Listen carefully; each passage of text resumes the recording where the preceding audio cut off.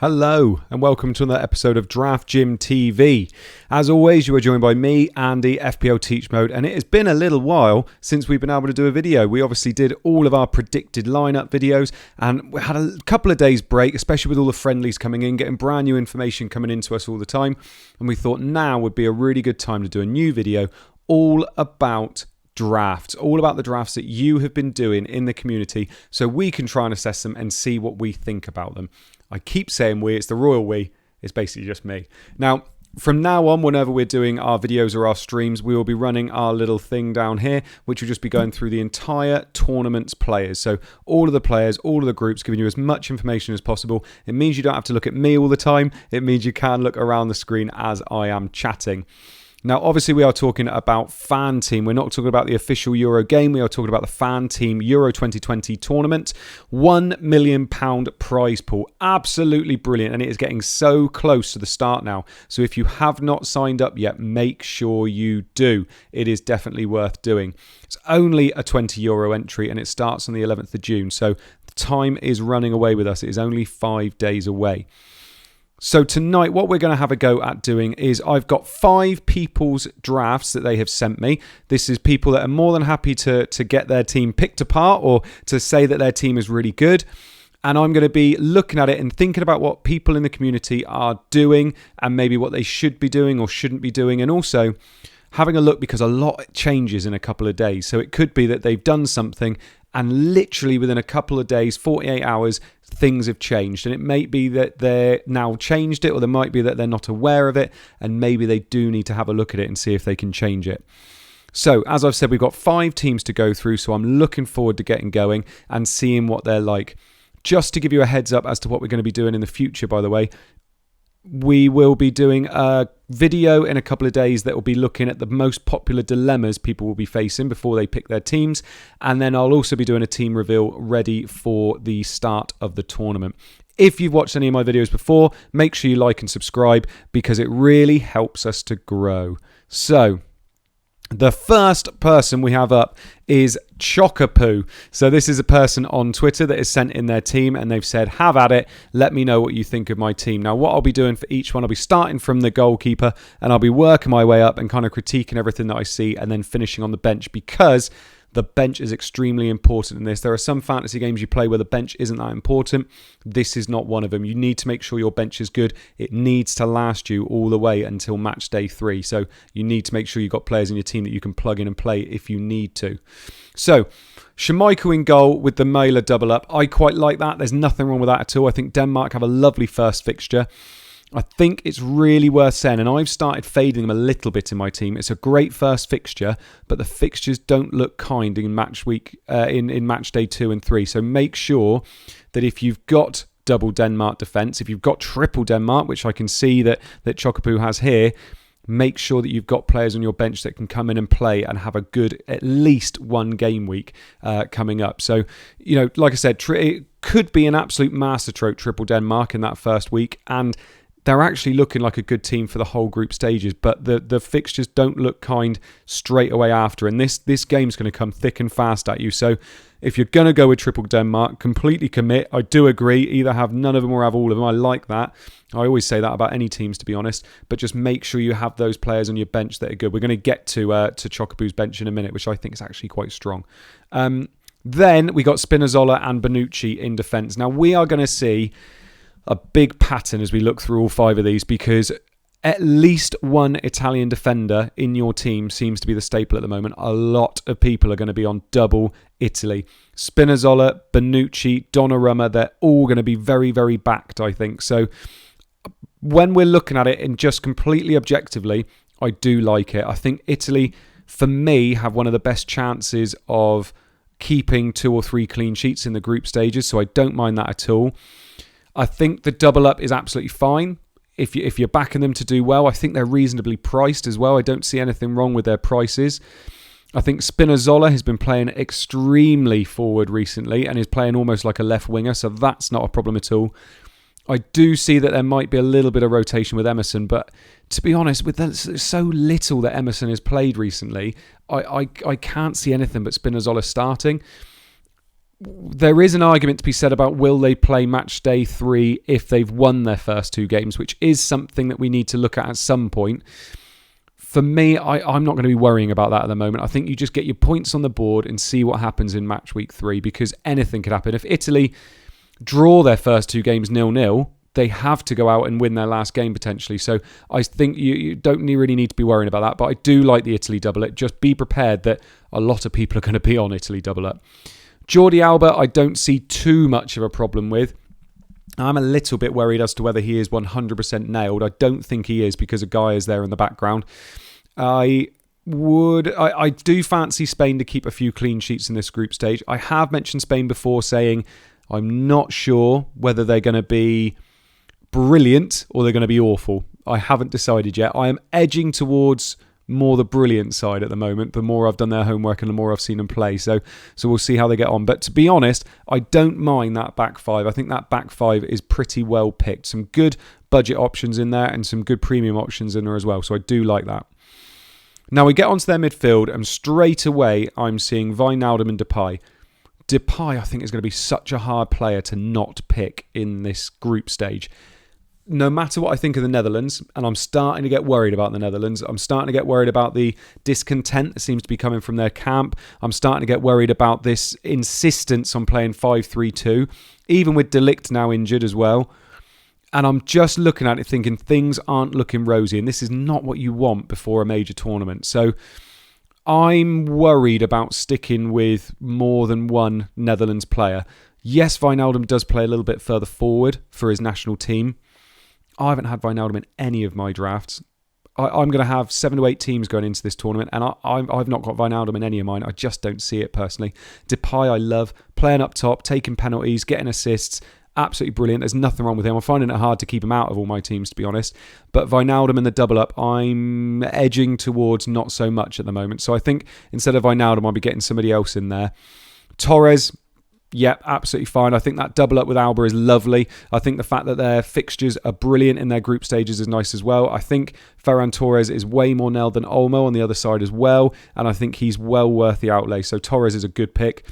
Eriksen, I realised the other day, is in every single one of my drafts, which I was not expecting, but he is a player that does like taking shots outside the box, does like getting shots on target, and is that fulcrum in the Danish team. So I do like Eriksen as a pick. Yes, I've already spoken about Denmark's fixtures not looking as good after match day 1, but Eriksen is that player that could do well no matter the fixture. So I don't mind Eriksen as a pick at all either, obviously, because I've somehow managed to pick him in all my drafts. Then up top, we come to Lukaku. I think it's just probably going to be a staple in everybody's team. If you look at those group stages, and we've got to have a look at it in terms of the whole group, I think Lukaku is such a shoo-in to do well in those group stages. So I completely understand that they picked him.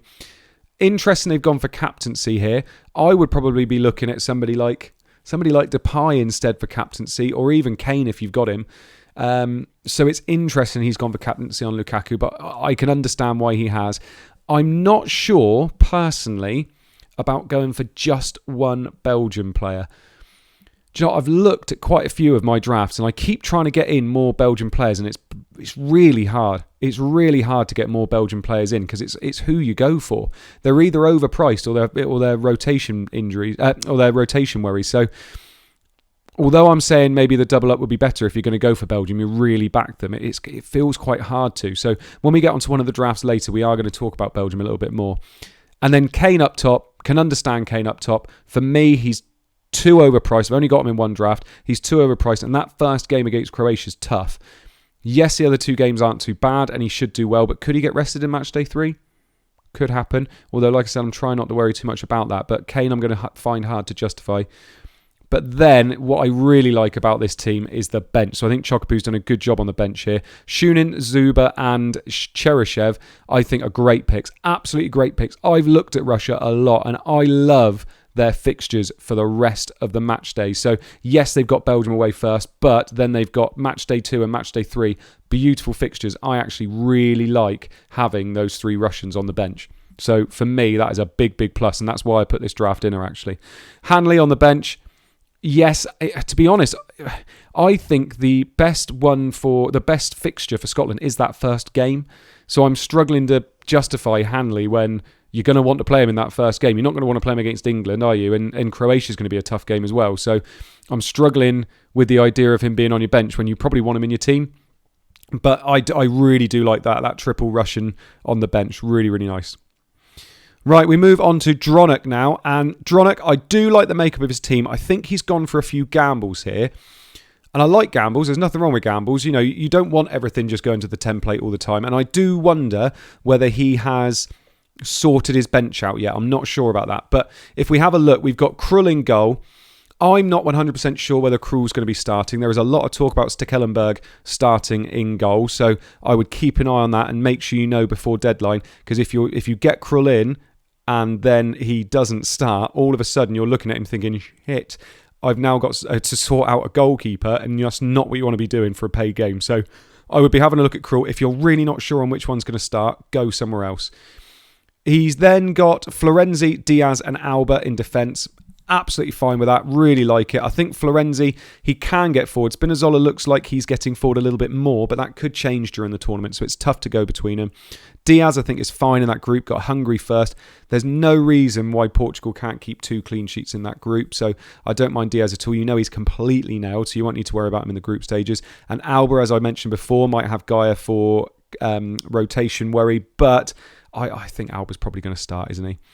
Now, when you get into midfield, there are some punts in this midfield. So, Chiesa is a big worry now, I think. We're going to find out the lineup before we have to lock it, so make sure you have a look at that Italy team. I think it might be Berardi starting instead of Chiesa now, which wouldn't be ideal. But Berardi you can get in and plug in instead of Chiesa, so that's fine. If you're really thinking about it, you could even get Insigne because Chiesa and Insigne are the same price, so that's absolutely fine. Berardi's 0.5 cheaper, so you never know. Mount, yes, I think is nailed. I'm just struggling to see the upside with Mount personally. I think there are better England players to have, but I do like the England double up he's got. Oyarzabal, I think is a big punt. I do not see him starting personally. I think that's somebody that he needs to take out of his team. And then Bale, I think it's that home nations thing, isn't it? And I can see he's backed a few home nation players here. I think Bale against Switzerland could do well, and I actually made a draft with Bale in the other day, and I hated myself for it. But I just think he is such a different animal for his country, and you've got to have at least one draft with Bale in, I think, because if he scores a brace against Switzerland, which he could actually do, you know, you're loving life already. So yes, I understand the Bale shout.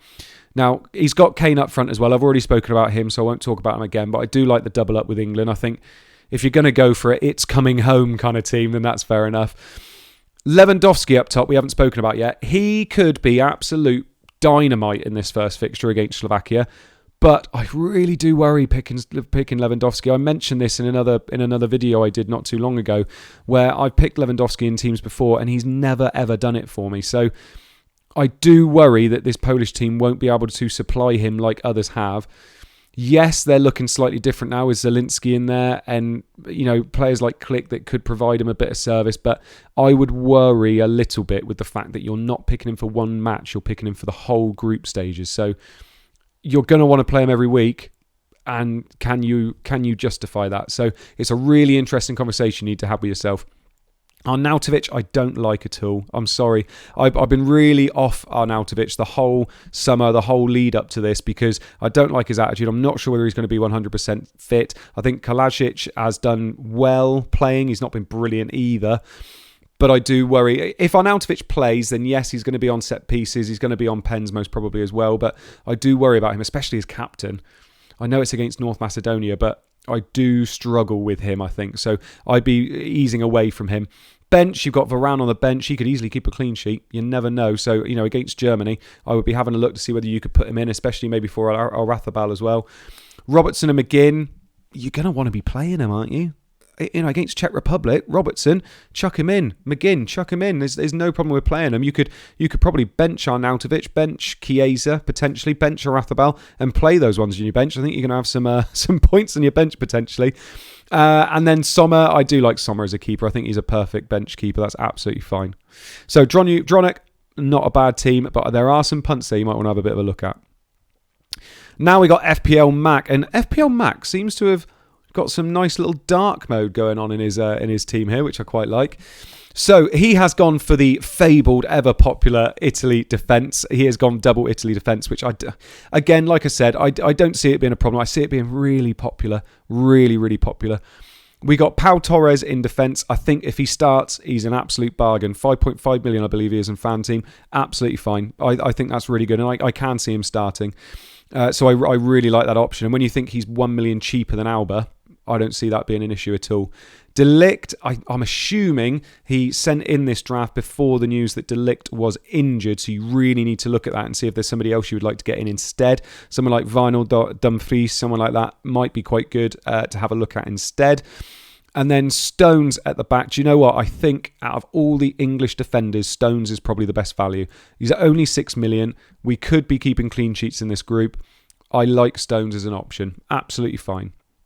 Then when you get into midfield, I do quite like this midfield.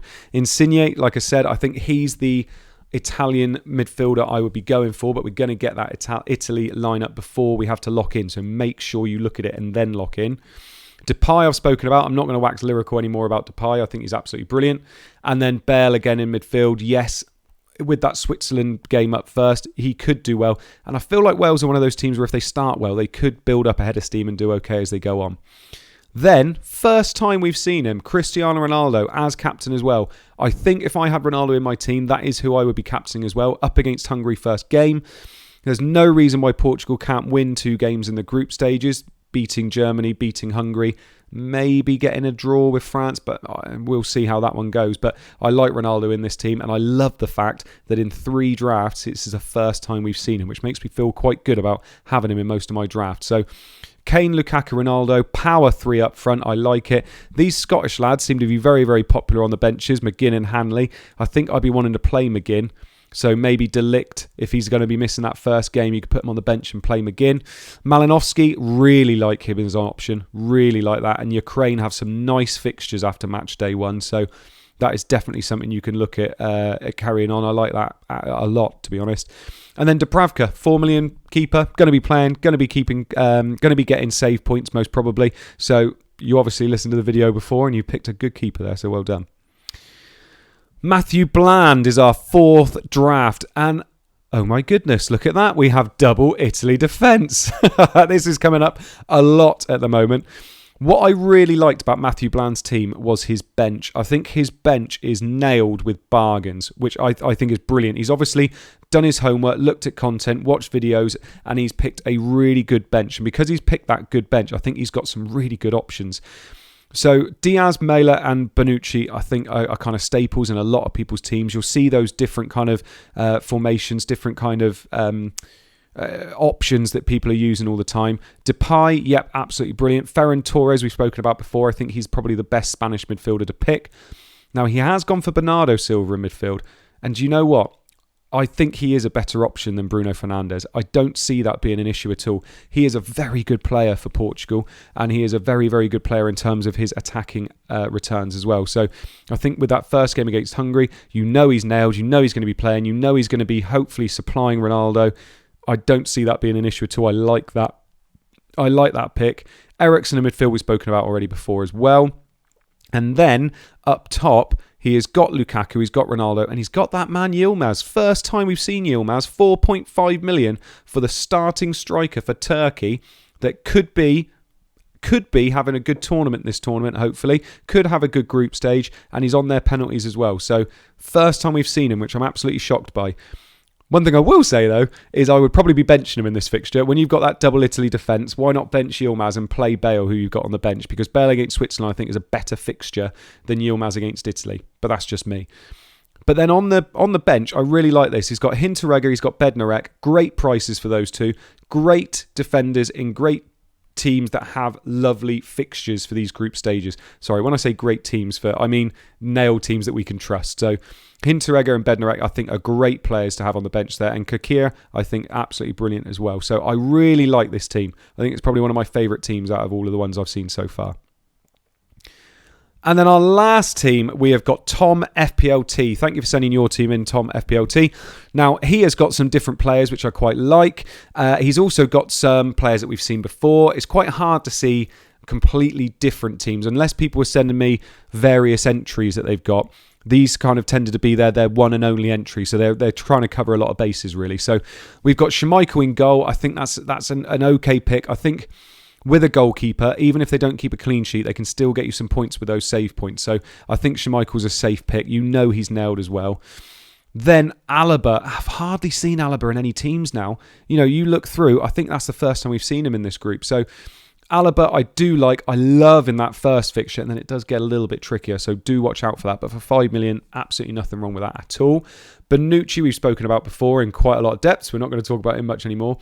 Meunier, I think, is a worry. I loved the idea of Meunier, but it seems to be really hit and miss between him and Castagna at the moment. So I would be erring on the side of caution picking Meunier. I think for 5.5 million, there are other defenders you can pick that would be equally as nice, but I think I am struggling to pick him at the moment because he's not nailed. And when you've got this group stage, you need to have players you know are going to play. I cannot stress that enough. They must play, because you cannot be wasting transfers on defenders, on keepers, because it's just a waste. You don't want to be using a -4, for goodness sake. So just make sure you're picking players you know are going to play. And Meunier is not in that bracket for me at the moment. Alba we've spoken about before. Insigne, Depay. Now we've got Olmo in the middle here as well. As the days have gone on, I've been getting more and more worried about Olmo. I think Ferran Torres, if you can stretch to it, is well worth the money because you know he is much more likely to play. Olmo, I'm not 100% certain he's going to play yet. I'm not 100% certain, and I'm not backing players that I'm not sure are going to play. So he's on my "you've been a bit naughty" list. I'm not sure whether he's definitely going to play yet. And then this front line I absolutely love. Lukaku, Ronaldo, Lewandowski. I think there's so much upside there. You can keep those three throughout the entire group stage and you'll be quite happy. So, yeah, absolutely nothing wrong with that. The thing I did like about about Tom FPLT's bench is the fact he's got those 2 Russians and 2 Ukrainians. I'm starting to plug those into my teams a lot. I'm also starting to plug in a lot of Croatians in my bench as well, because after their match day 1, their match day 2 and 3 look really nice. I think it's really important to look past just match day 1. You've got to be looking at match day 2 and 3 as well, because you've got teams like Ukraine, Russia, Croatia that have nice fixtures, and you could just focus on match day 1, and all of a sudden you're looking at match day 2 thinking, God, it's not looking good now. Teams like Austria, teams like and Denmark, all of a sudden in match day 2, you could have double Austria and triple Denmark really easily without realising it. And then match day 2 comes along, and all of a sudden you're not prepared for match day 2, and 5 of your team have bad fixtures, and your upside is looking really poor. So just make sure that you have got that really good bench with match day 2 and match day 3. That's what you're thinking about. If one of those bench players has to come in match day 1 because one of your players doesn't play, it's not the end of the world. The most important thing is that you get one of them coming in and then they've got a nice fixture in match day 2. That is the most important thing. So do have a look at that. And I think Mykolenko and Malinovsky, I think, are great options moving forward. So I really, really like that bench, Tom FPLT. Right, those were my 5 teams that I went through. I hope you enjoyed them. We won't be doing another one of these, unfortunately. I would love to, but we are literally just with 5 days left. So the next bit of content you will see from me is talking about dilemmas just before you lock in your teams, and then I will be doing my team reveal as well. As always, my DMs are open on Twitter at FPL Mode. Make sure you get in touch if you've got any questions, and if you want to sign up and you've got any questions before you do, that's absolutely fine. Make sure you like and subscribe, and we will be seeing you very soon. 5 days left, guys. Let's enjoy the build-up. Oi, oi.